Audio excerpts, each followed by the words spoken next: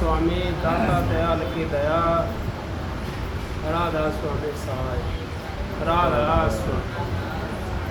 आप जितने आए हो सबका आके मेरी हाथ जोड़ के बेनती है, जितनी देर सत्संग हो वाणी हो उतनी देर आप शांति से सुनते रहे।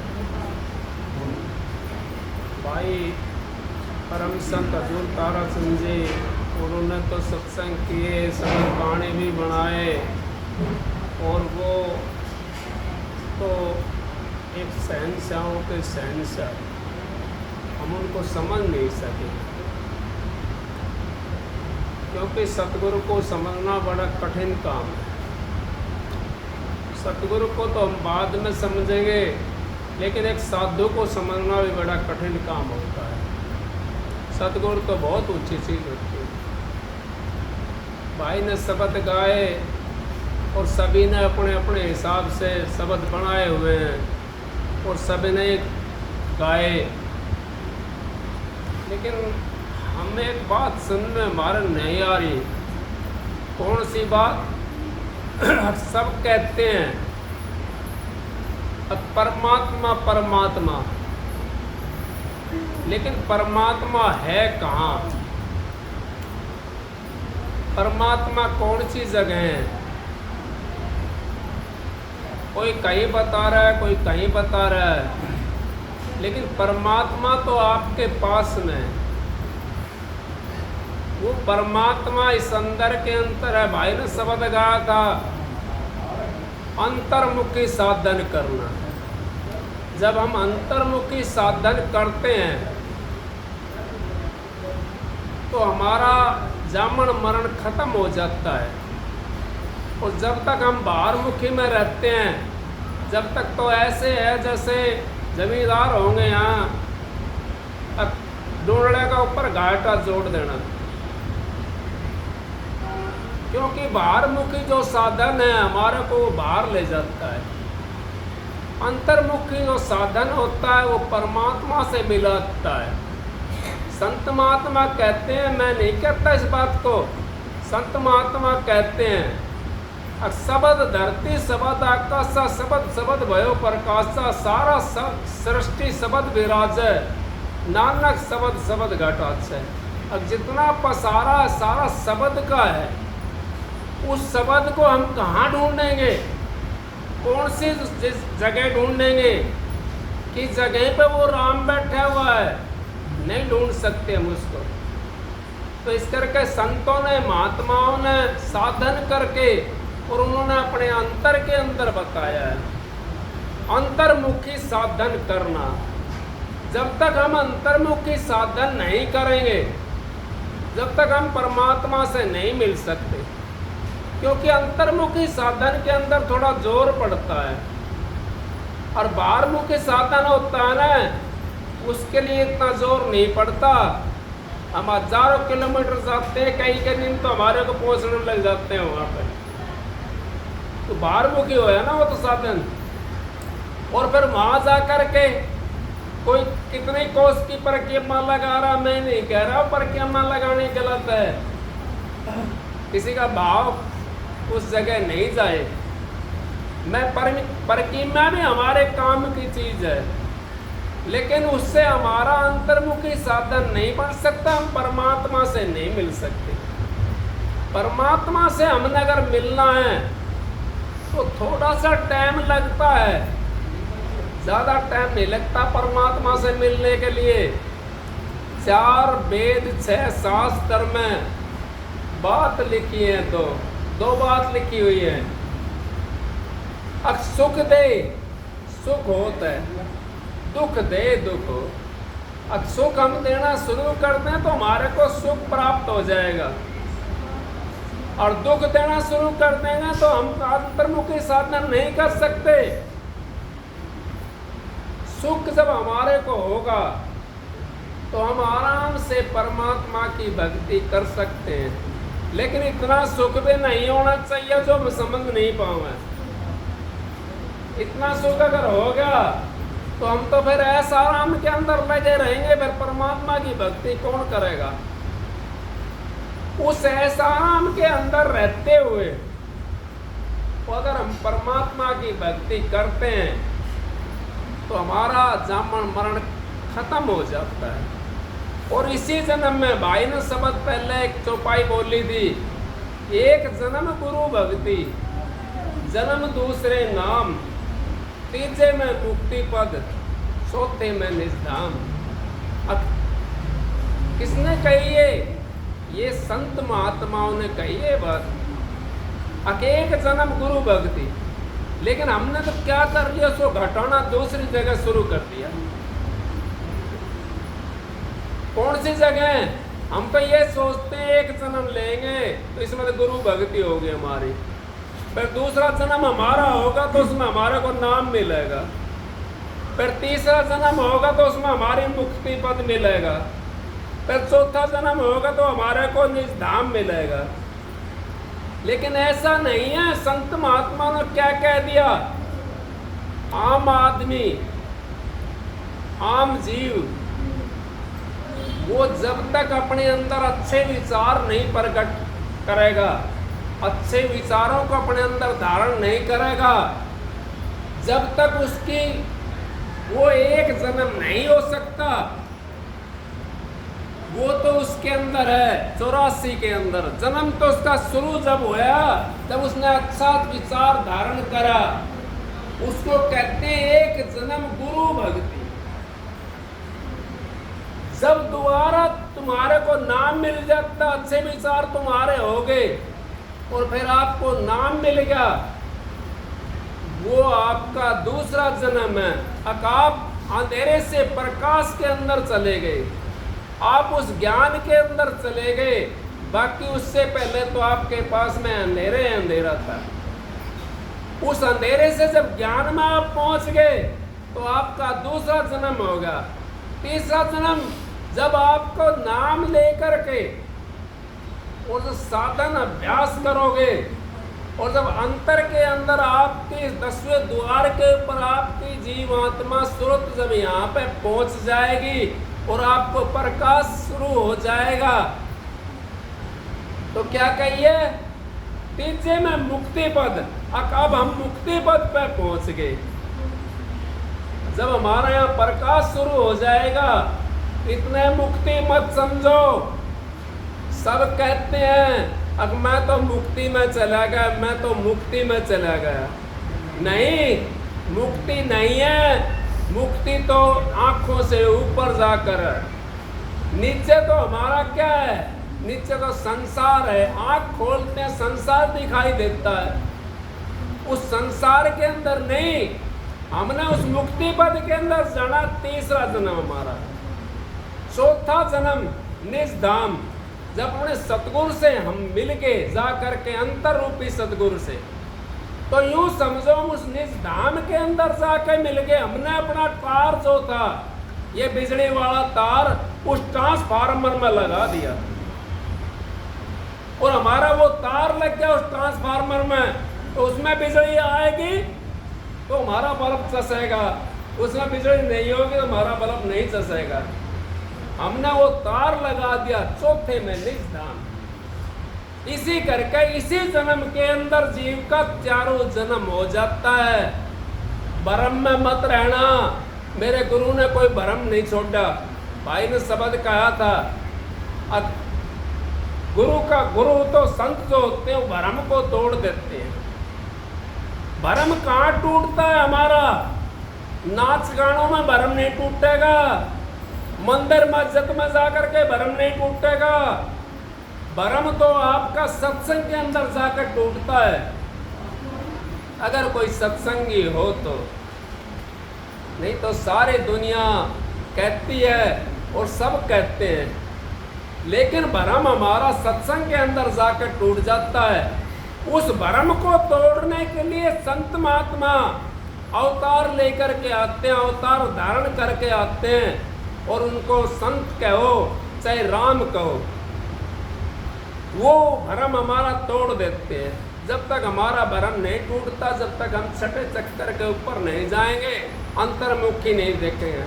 नहीं कही एक शब्द के अंदर, जब लग देखो ना अपने नैना, इतना मानो ना किसी की कहना।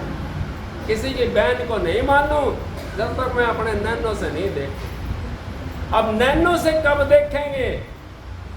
गुरु किया देखो, सतगुरु चिन्हा नाए, भव सागर की नाव में फिर गोता खाए। गुरु तो हमने सबने बना रखा है, किसका गुरु नहीं है? हमारी माँ भी गुरु है, हमारा भाई भी गुरु है, हमारी बड़ी बहन है वो भी गुरु है, हमारे अड़ोस पड़ोस भी हमारे गुरु हैं। क्योंकि किसी ने चलना सिखाया है, किसी ने खाना सिखाया है, किसी ने बोलना सिखाया है, वो गुरु तो हैं। लेकिन उन गुरुओं से हमारा तो संसार का काम चल सकता है, वो गुरु चाहिए हमने। अब जो हमारे भ्रम को मिटावे, हमारे 84 को काटे। भाई ने शब्द गाया था ओमवीर ने, अब गलती है तेरा हिसाब में, सतगुरु का दोष नहीं है, सतगुरु का दोष नहीं है। कोई ये सोचता हो नाम लेकर के मेरे को प्रकाश नहीं होया, सतगुरु का दोष करते हैं। नहीं, दोष हमारा है खुद का। हमने इस प्रकाश को क्यों नहीं देखा? हम भजन क्यों नहीं करे? हम क्यों उनके नियम पर नहीं चले? दोष हमारा है, उस सतगुरु का दोष नहीं है। गलती है तेरे हिसाब में, सतगुरु का दोष बतावे। सतगुरु का दोष क्यों बताते हो? सतगुरु ने तो जितनी पढ़ी थी, जितनी आपकी विद्या थी, जितना उनका भजन था, वो सारा एक एक करके आपको अभ्यास के जरिए से बता दिया कि ये फलानी मंजिल तो फलानी जगह है और फलानी मंजिल फलानी जगह है। कोई भाई नाराज ना हो जा, क्योंकि नाराज में करने के लिए किसी को आया नहीं। लेकिन सच्ची बात बताने में भी कोई दोष नहीं होता। भाई ने शब्द बता दिया, खया नामी से ऊपर का नहीं बताया। अरे हम क्या कहते हैं? सत साहिब कहाँ रह गया? सतलोक कहाँ रह गया? अखया नामी से नीचे रहता है सतलोक। उस सतलोक के अंदर भी पहुंचना है तो मुश्किल बात, मैं नहीं कहता, आराम से पहुंच जाता, क्योंकि हम तो उस नेत्र के अंदर भी पहुंचेंगे नहीं। यहाँ पर भी उस सुपने के अंदर भी हम नहीं पहुंच सकते, उस सुपने को भी नहीं देख सकते, अपने सदगुरु के सुपने को भी नहीं देख सकते। तो भजन में उसके पास में कैसे पहुंचे? क्यों? हमारा विचार सबसे पहले, हमारा विचार पवित्र होगा, हमारा चोला पवित्र हो जाएगा। चोला जब पवित्र होगा तो अपना आप तरंग निकलने लग जाएंगी। वो तरंग निकलती दिखाई देंगी आप लोगों को। संतों के पास में क्या होता है? कोई महल अटारी होती है उनके पास में, कोई धन दौलत होती है उनके पास में, कितने लोग जाते हैं उनके पास में, कितने सत्संगी जाते हैं, कई करोड़ सत्संगी दिखा दूँ। वहाँ ब्यास में जाकर देख लो, जड़ों में जाकर देख लो, और भी जाकर देख लो, कहीं जाकर के देख लो, उनके पास में वही जाते हैं। उनके अंदर से वो प्रभाव निकलता है, उस प्रभाव के हिसाब से जीव वहाँ पहुँच जाता है। वही प्रभाव आपके अंदर में है, अगर आप उसको निकालना चाहोगे तो जब तक ये मन सांस नहीं, जब तक लगती देर, जब तक इस मन को सच्चा नहीं बनाओगे आप और झूठ के अंदर जोड़ कर रखोगे, जब तक हमारे को देर लगेगी। सांच बराबर तप नहीं, झूठ बराबर पाप। जिसके ये सांच है उसके ये आप। सच्चाई के बराबर तप नहीं है, लेकिन हम तो सारा दिन झूठ बोलते हैं। नहीं, हमने झूठ का सहारा नहीं लेना चाहिए, सच्चाई का सहारा लो। सच्चाई का जब आप सहारा लोगे तो आपकी सूरत अपना आप चलना शुरू कर देगी। तो नाम आपको मिल गया और सच्चाई का सहारा ले लिया, फिर हमारा कहाँ जाएगा ध्यान? बार बार गुरु को उस पर जाएगा, क्योंकि झूठ का तो हमने सारा छोड़ दिया। सच्चाई के ऊपर हमारा ध्यान टिकना शुरू हो जाएगा। उस मालिक से मिलने के लिए हमारी सूरत चल जाएगी। अंतर्मुखी साधन उसको कहते हैं। सब कहते हैं अब मैं भी अंतर्मुखी करता हूँ, मैं भी अंतर्मुखी करता हूँ, लेकिन अंतर्मुखी कहाँ पर है? यहाँ तक तो जीव फेंट मारता है खूब। कैसे मारता है? सपना आ गया, कभी यहाँ दर्द होगा तो यहाँ पहुँच गया, कभी और नीचे दर्द होगा तो वहाँ पहुँच गया। नहीं मारता, इसमें चलता रहता है। इससे ऊपर जाने में जोर पड़ता है। उसको कहते हैं अंतर्मुखी साधन। जब तक हम अंतर्मुखी साधन के अंदर नहीं घुसेंगे, हम उस 10वीं घड़ी के अंदर नहीं घुसेंगे, वो तीसरे तिल के ऊपर नहीं चढ़ेंगे हम, उसको तीसरा नेत्र भी कहते हैं संत महात्मा। उस तीसरे नेत्र के अंदर नहीं घुसेंगे हम, तब तक हमारा अंतर्मुखी साधन नहीं हुआ। हम तो बाहर के चक्कर में लगे हुए हैं। बाहर जो सारी चीज़ें सारी फना फनी है, ये तो हमारी आंखों से दिखाई देता है। जितना ये जो बाहर की आंख से देखते हैं, ये सारा हमारे को फना होने वाला है। एक भी हमारे साथ चलने वाला नहीं है। और जो अंतर की आंख से हम देखते हैं, वो हमारे साथ वो वहाँ तक जाता है, उस जगह तक छोड़ कर आता है हमारे को, जब अंतर्मुखी जब हम हो जाते हैं। इस करके संत महात्माओं ने तो हमारे ऊपर बड़ी दया कर दी। कलयुग के अंदर इतना आसान नाम कर दिया और फिर हम भक्ति नहीं कर सकते, तो फिर किसकी कमी है? सतगुरु का दोष नहीं है, दोष तो हमारा खुद का है। सतगुरु ने नाम दे दिया आपको, कमाई करो उसकी। हम लूटते खसोटते हैं, इधर उधर जाते हैं आते हैं। भाई बाहर में सुन ले, फोन खड़े होकर बाहर सुन ले फोन। हमने ये बात नहीं करनी चाहिए। हमने तो ईमानदारी, महाराज जी कहते थे, ईमानदारी जिसके पास में होगी उसका 1 रुपये में काम चल जाएगा। मेरे को सुनी थी, मैंने तो संतों की बात सुनी थी। बाबा सिमरन लाल जी के पास की टाइम की बात थी। एक भाई सत्संगी था, बड़ा गरीब था। वो कहने लगा, महाराज जी मेरे बहुत ज़्यादा दिक्कत है, गरीबी है, थोड़ी तनख्वाह मिलती है, उसमें गुजारा नहीं होता। हाँ, वो मुनीम लगा हुआ था, तनख्वाह थोड़ी थी, गुजारा नहीं होता था उसका। तो बाबा जी कहने लगे, अगर भाई ऐसा कर, इतनी तनख्वाह मिलती है। तो पहले दमड़ियों का हिसाब था, पर लेकिन हमने तो रुपये में सुना, तो रुपये में बता रहे हूँ मैं आपको। तो बोला जी इतनी मिलती है, 60 रुपये तनख्वाह मिलती है। तो बोला 10 रुपये कम करवा दे भाई। तो महाराज जी ये 60 रुपये में मेरा गुजारा नहीं हुआ है और 10 रुपया और कम करवा रहे हो, तो कैसे गुजारा होगा? तो बोला भाई मैं कहता हूँ वो काम कर ले तू। तो बोला महाराज जी मेरा तो कतई काम खराब हो जाएगा, मेरा अभी गुजारा नहीं चल रहा था, 10 रुपया कम होगा तो कैसे गुजारा होगा फिर? महाराज जी कहने लगे, भाई तू कम करवा ले।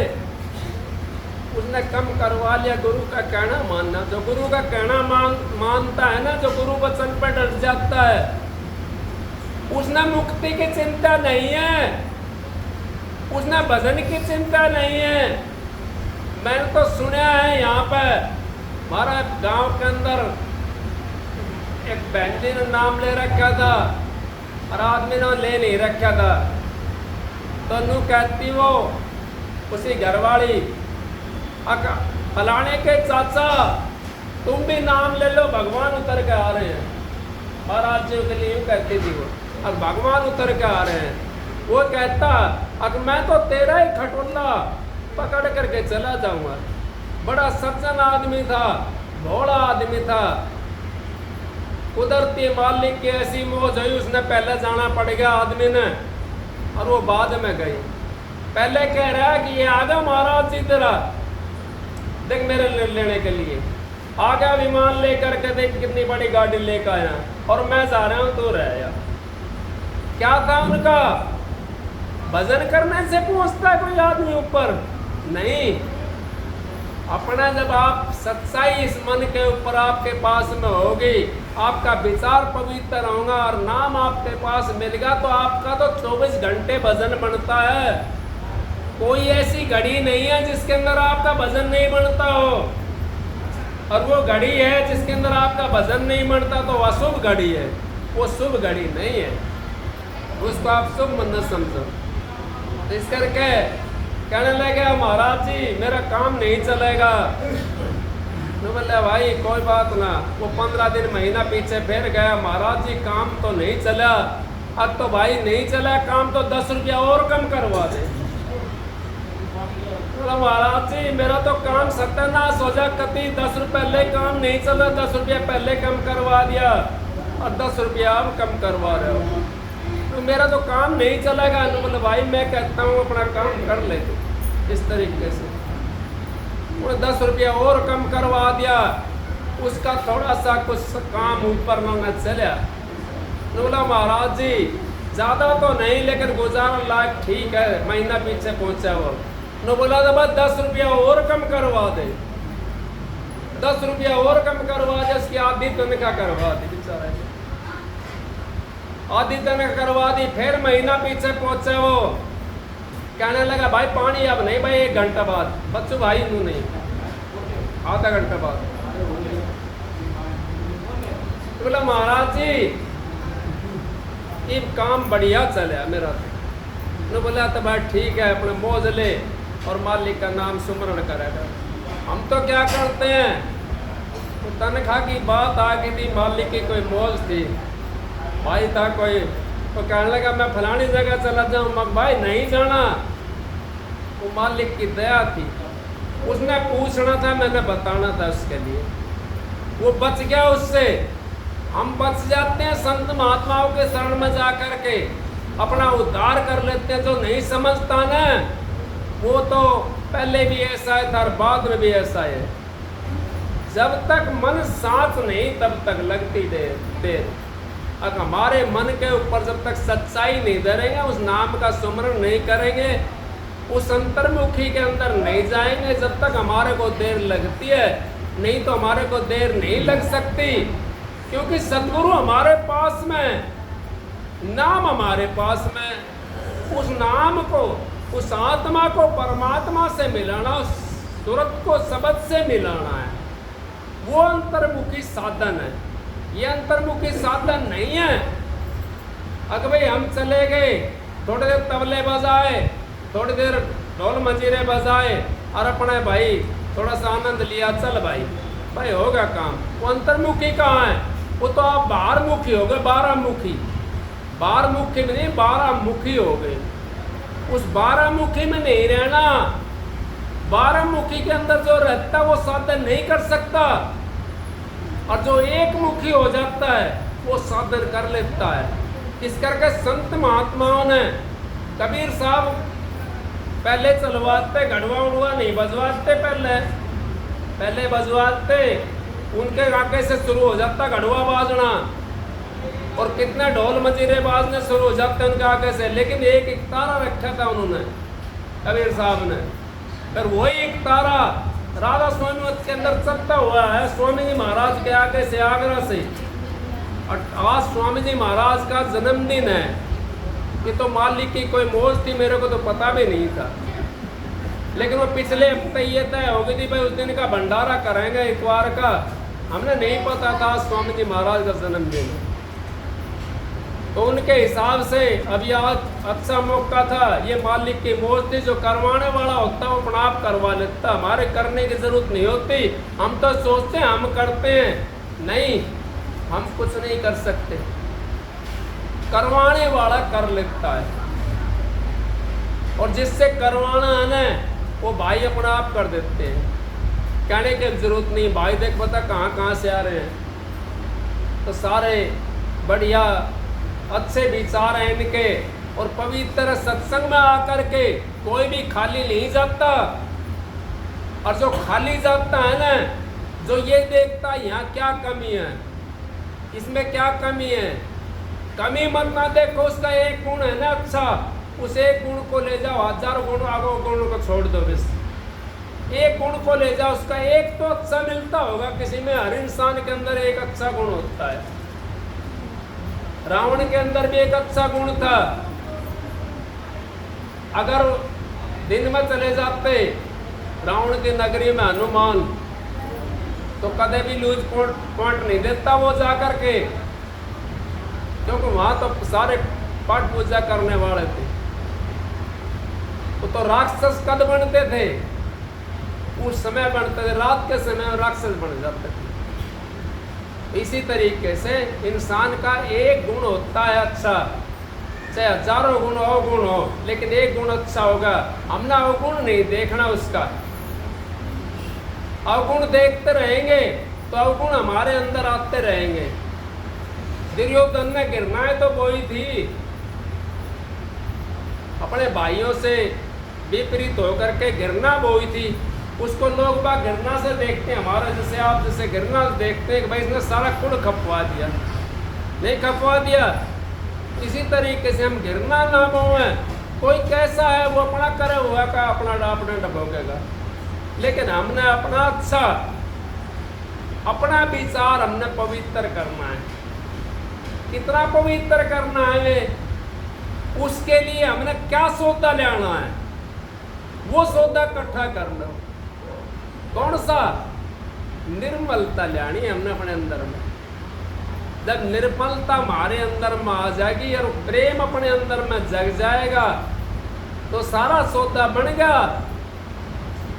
निर्मलता में तो राम है, उस प्रेम में तो राम है। राम नहीं जाना पड़ा दिल्ली के यहाँ पे।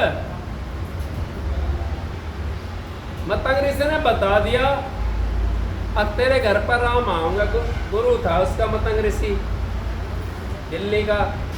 कहने लगे अब तेरे घर पर राम आवांगे। अच्छा महाराज, और वो तो विभोर हो गई, अब मेरे घर पर राम आओगे, मेरे घर पर राम आओगे। सब क्या है ना भूल गई वो, और अपनी कुटिया पे पहुंच गई जहाँ उसकी कुटिया थी। वहाँ कुटिया पे पहुंची, मेरे घर पर राम आओगे, मेरे घर पर राम, ऐसे करती हुई चली गई। कुटिया पे पहुंची, उसको याद आया एकदम। अब गुरु ने नू तो बताया नहीं, अब मेरे घर पर राम कद आएंगे। उल्टी गई गुरु के पास में। इतना गुरु की कुटिया पर राम आकर के चले गए और गुरु ने चोला छोड़ दिया। मतंग ऋषि ने चोला छोड़ दिया। अब वो पहुंची वहां पे तो देखा गुरु का भी चोला छूट रहा था। उसने अपने गुरु की वो बात मान ली। हम तो गुरु को भी नहीं मानते, गुरु ने बता दिया ना हमारे को, तो यूँ सोचते हैं इसमें भी कुछ गुरु कुछ धोखा कर रहा होगा। नहीं, गुरु धोखा नहीं कर सकता। शिष्य धोखा कर सकता है, गुरु धोखा नहीं कर सकता।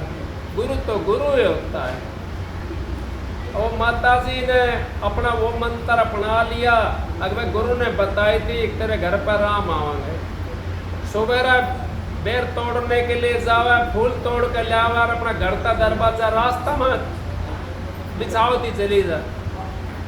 हम तो अपना घर का दरवाजा नहीं सकेर सकते, और वो बिल्ली कहां से कहां तक सकेरती थी, और उसके अंदर कितना फूल बिछाती थी, उसको कोई काम ही नहीं था। और उसका तो प्रेम था। उस प्रेम के बंधन में जब आप आ जाते हो तो सब चीज को भूल जाओगे। उस प्रेम को जब समझना शुरू कर दोगे, और झूठे बेर बेलनी वो साक्षात थी अपने मुंह से, और अपनी डलिया के अंदर रखती चली जाती। वो डलिया के अंदर रखती चली जाती, और जो खट्टा होता था उसको फेंक देती थी, फेंकती रहती थी। एक दिन राम ने उनकी कुटिया पर जाना पड़ा, और राम ने वो किस जाति की थी बिल्ली, कोई जाति नहीं थी उसके। और राम ऊंचे परिवार से था, रघुवंश से था। वो बिल्ली का झूठा बेर राम ने खाया। जब जाति कहाँ चली गई थी, इस करके कहिए जात नहीं जगदीश के संतों के भी ना, जो फंस गया जात में वो 184 मान। हम जाति पाति में आकर के तो अपना सारा काम बिगाड़ देते हैं, अपने कीचड़ साड़ लेते हैं और साड़ करके अपने शरीर पर लगा करके चले जाते हैं। जाति पाति में नहीं फंसना चाहिए। तो राम ने आकर के बेर चखे बिल्ली का और बेर खाया, लक्ष्मण ने घेर दिया, लक्ष्मण ने फेंक दिया, वो उसको सरजनी बूटेगा पर खाना पड़ा दोबारा से लक्ष्मण ने, वही बेर उसके सरजनी बूटी बनेगी, फिर खाना पड़ा ना।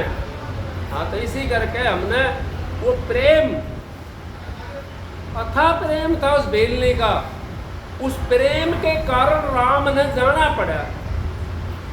जबकि हम प्यासा जो होता है वो कुएं के पास में जाता है, राम ने क्या जरूरत थी बेलने के पास आने की? कोई बलकारी बेलनी नहीं थी, ना कोई इसके अंदर बल था, ना कोई राजा वगैरह थी वो, ना कोई वैसे थी।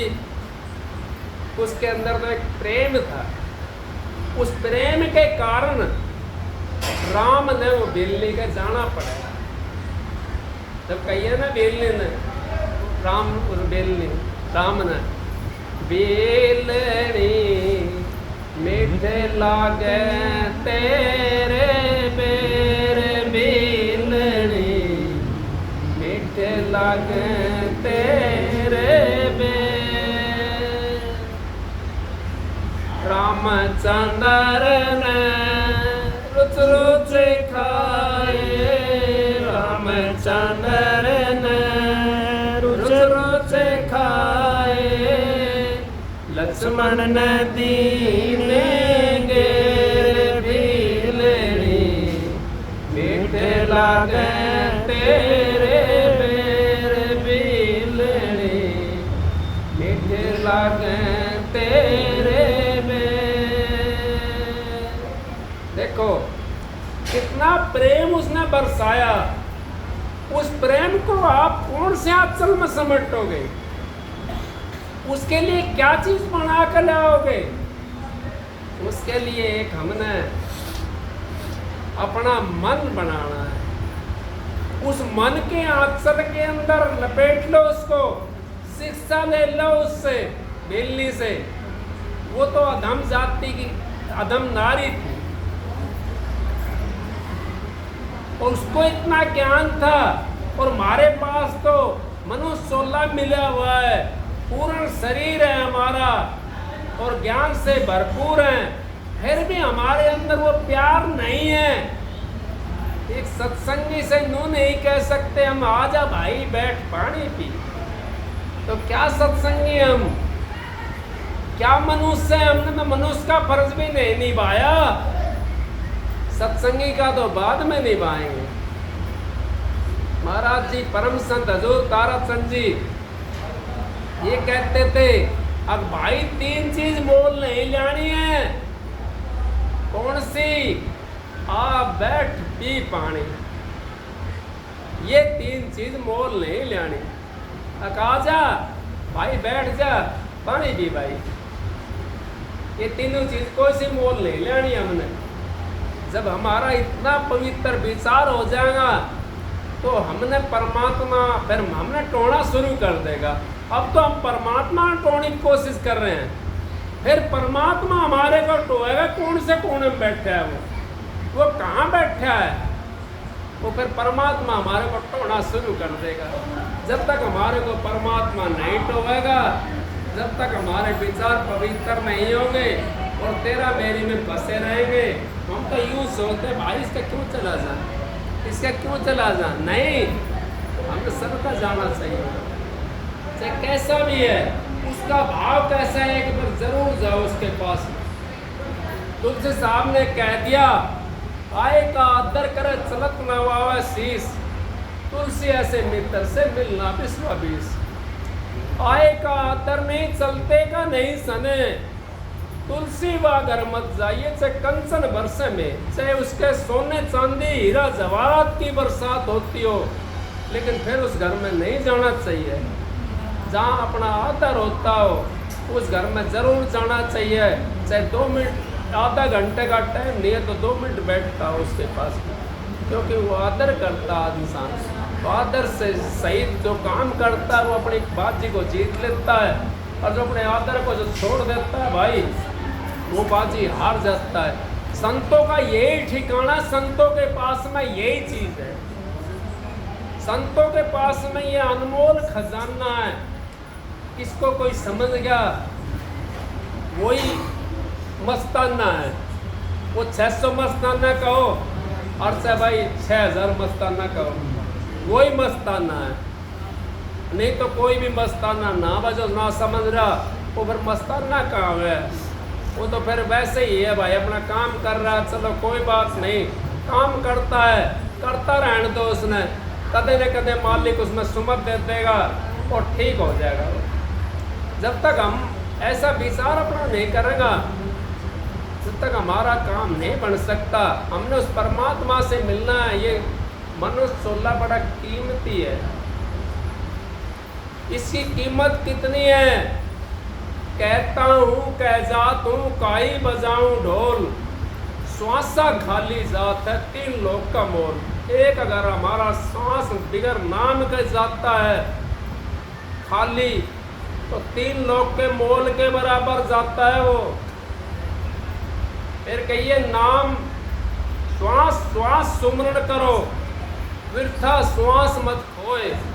का पतो इस श्वास को आवण होए ना होए। हमारे बहन जी थी, अब क्या करूं, बेचारी बड़ी शरीफ थी और बड़ी सज्जन थी। वो सत्संग में जरूर आती थी, चाहे वो लास्ट में आरती के टाइम में आती हो, लेकिन वो जरूर आती थी। कई दफ़ा तो आरती के बाद में भी आई, तो बेचारे को टाइम का नहीं पता था। बड़ी सज्जन थी, बड़ी दयावान थी। सत्संग सुन करके बीच में आकर के महाराज जी के यहाँ धोख मारी और चली गई। सत्संग सुना बैठ करके, सबके बीच में निकल करके आई थी। और दूसरा दिन सुबह कोई उसका तकलीफ नहीं किसी किस्म की, चोला छोड़ गई बेचारी, और 1 मिनट भी नहीं दुख पाई। तो उनके लिए क्या का दुख होगा जिन्होंने उस मालिक का प्रेम को संभाल लिया, जिनने अपने अंदर में प्रेम भर लिया कचरा निकाल करके। ये गाड़ी तो हमारी कचरे की भरी पड़ी है, इस गाड़ी के अंदर से कचरा निकाल दो और प्रेम भर लो, फिर देखो आपको कोई कमी नहीं रहेगी, किसी चीज़ की कमी नहीं रह सकती। और कमी रहे तो मेरे पास आ जाना, मैं साक्षी हूँ। महाराज जी कहते थे कमी नहीं रह सकती, क्योंकि जिसने अपने आचार विचार शुद्ध कर लिए उसके पास में क्या कमी रहेगी? उसके पास में कोई कमी नहीं रह सकती। कमी तो उसके पास में रहती है जिसके अंदर गंध होता है, तो कमी है, कमी है। जब गंध भरा तो कमी है, तो है गंध जब भरा तो कमी है, नहीं तो गंध बाहर में निकल जाए। कमी नहीं हो तो गंध हमारा बाहर निकल जाता है और अच्छी चीज़ हमारे अंदर भर जाती है। जब हमारे अंदर कमी होती है तो हमारी कमी रहती है, फिर अच्छी चीज़ नहीं भर सकती। एक चीज़ हमें निकालनी पड़ेगी उसके अंदर से। जब एक चीज़ हम निकाल देंगे तो हमारा काम बढ़िया हो जाएगा। इस करके संतों की मेहर से, आप जैसे दया से, आपके मेहर से भाई, ये सत्संग का कोई विचार नहीं था, पिछला का तो विचार था, ये तो मालिक की दया से और आपके दया से ये सत्संग हो गया। बस इतवार को हम करते तो हैं सत्संग, इतवार को, हर इतवार को करते हैं, सुबह 8 बजे से 10 बजे तक का सत्संग करते हैं हर इतवार को। लेकिन ये तो मालिक की स्पेशल मौज थी आज की। उनका स्वामी जी महाराज का जन्मदिन था, 1818 महाराज जी ने जन्म लिया था। तो कितने साल हो गए, घने साल हो गए। उन्होंने नींव रखी थी, उनका जन्मदिन पे सत्संग हो गया। भाई आपको सबको राधा। एक आपको सबक सुना दो भाई।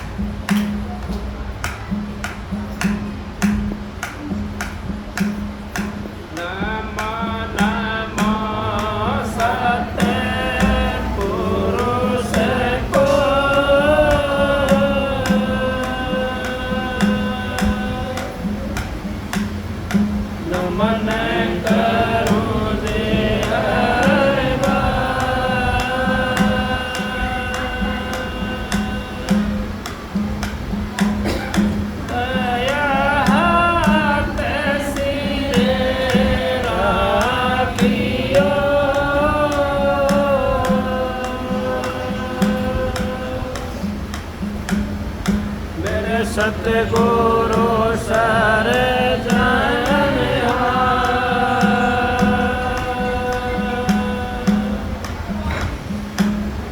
हाथ जोड़े करूँगी नती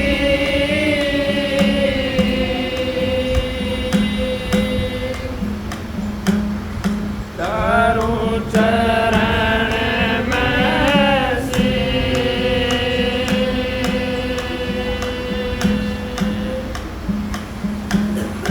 तारा चंद सतगुरु मिले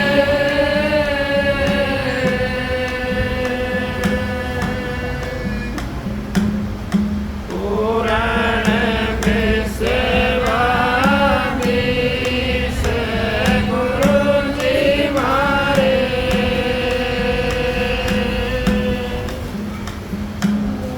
दया के दाता हो बेटी अगम के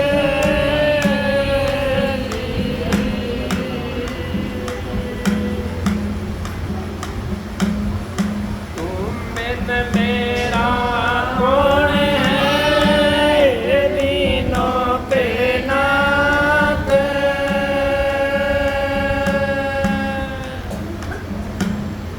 नाव बड़ी मजेदार में पकड़ उबारो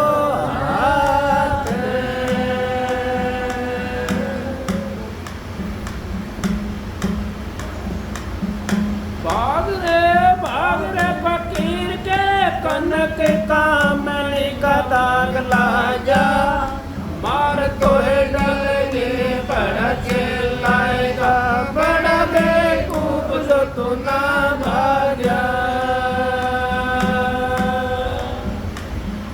संगर से दस मार डाले बन में बचा नहीं जिन दाग लागा दास पलटू के वही बचे जो बैठ सत्संग दिन रात जागा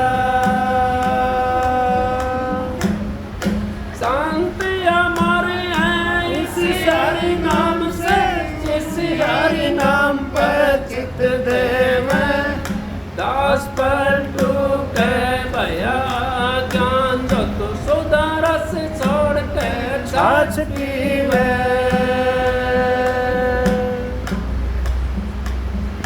राख परवाह तू एक निज नाम की खलक मैदान मेरे बांध काटी मोर उमरा दिन चार के पावन छोड़ घर माई दौलत आची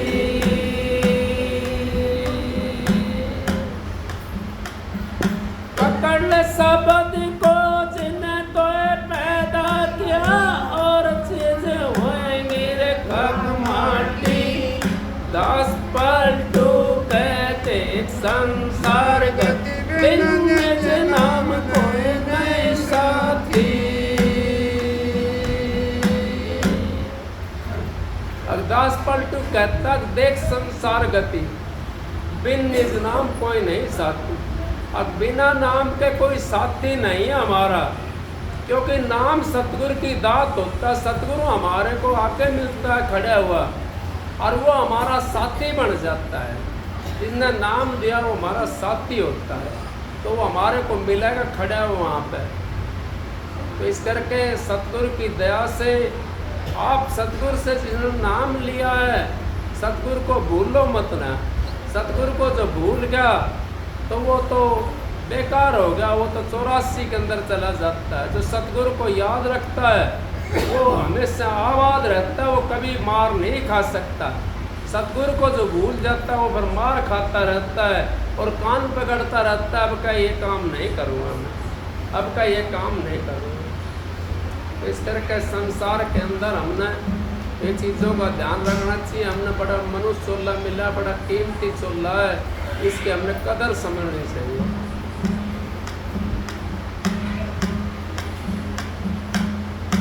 गुरु ध्यान धरो तुम मन में